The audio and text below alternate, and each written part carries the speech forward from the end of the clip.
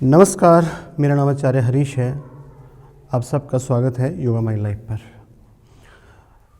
बचपन में हमारे जो बुजुर्ग लोग थे एक बात कहा करते थे कि कभी भी गलत मत बोलो, कई बार गलत बोला हुआ जो है वो सच हो जाता है। आज मैं इसी बात का आपको कारण बताने जा रहा हूँ कि वो क्यों कहा करते थे। दिन भर में कुछ घड़ियाँ ऐसी आती हैं जब बोला हुआ सच हो सकता है, किया हुआ सत्य हो सकता है। यानी कि कुछ भी गलत बोलेंगे या कुछ भी शुभ करेंगे वो भी उस वक्त गलत भी हो सकता है। भगवान शिव ने माता पार्वती को एक शास्त्र बतलाया था जिसका नाम था शिव सर्वोदय शास्त्र। इसको शिव विज्ञान के नाम से भी जानते हैं और इसको स्वर विज्ञान के नाम से भी जानते हैं। 3 स्वर होते हैं। स्वर क्या होता है?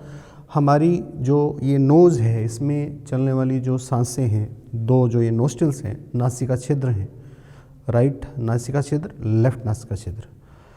ये बड़ी अजीब बात है कि हर 2.5 घड़ी में, 2.5 घड़ी लगभग 60 मिनट्स आज के हिसाब से, हर 60 मिनट में ये नोस्ट्रिल में चलने वाली सांस जो है बदल जाती है।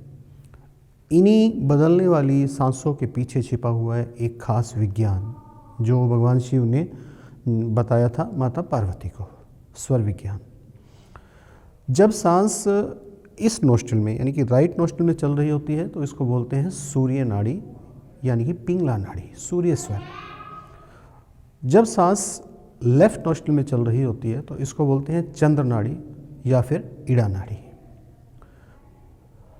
सूर्य जो है सूर्य से संबंधित है और चंद्र जो है चंद्र नाड़ी वो चंद्र से संबंधित है।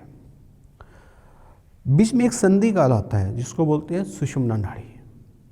सुषुम्ना नाड़ी क्या होती है? संधि काल क्या होता है? जब सांस दोनों नोस्ट्रिल में एक समान चल रही होती है उसको बोलते हैं संधि काल। इस संधि काल को उस स्वर विज्ञान की भाषा में बोलते हैं सुषुम्ना नाड़ी।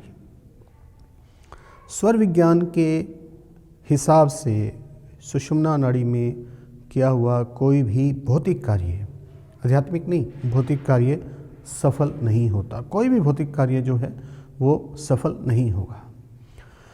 अब इन सांसों के पीछे यानी कि जो 3 मैंने पॉसिबिलिटी बताई सांस की, कभी सांस राइट में चलेगी, कभी लेफ्ट में चलेगी, कभी दोनों में एक समान चलेगी। 3 मैंने नाम बताए, पिंगला नाड़ी, ईड़ा नाड़ी और सुषुम्ना नाड़ी।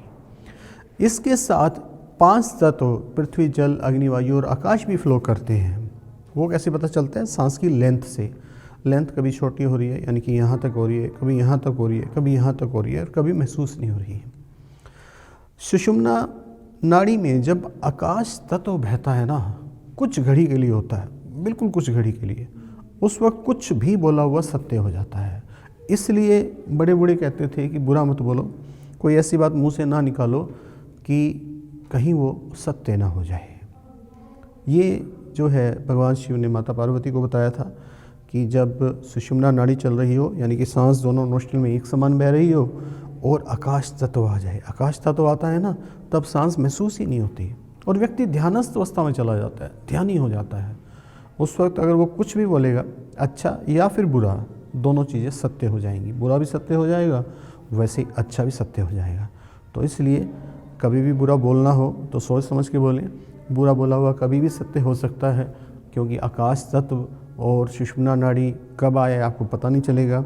अगर उस वक्त कुछ गलत बोल दिया तो वो जीवन में सत्य हो जाएगा। इसके अलावा सुषुम्ना नाड़ी में किया हुआ कोई भी भौतिक कार्य सफल नहीं होता, इस बात का ख्याल रखें। और कोई भी भौतिक कार्य जो इच्छा वाला कार्य हो वो करते हुए सुषुम्ना नाड़ी का विशेष तौर पे ख्याल रखें, सुषुम्ना नाड़ी में नहीं करें।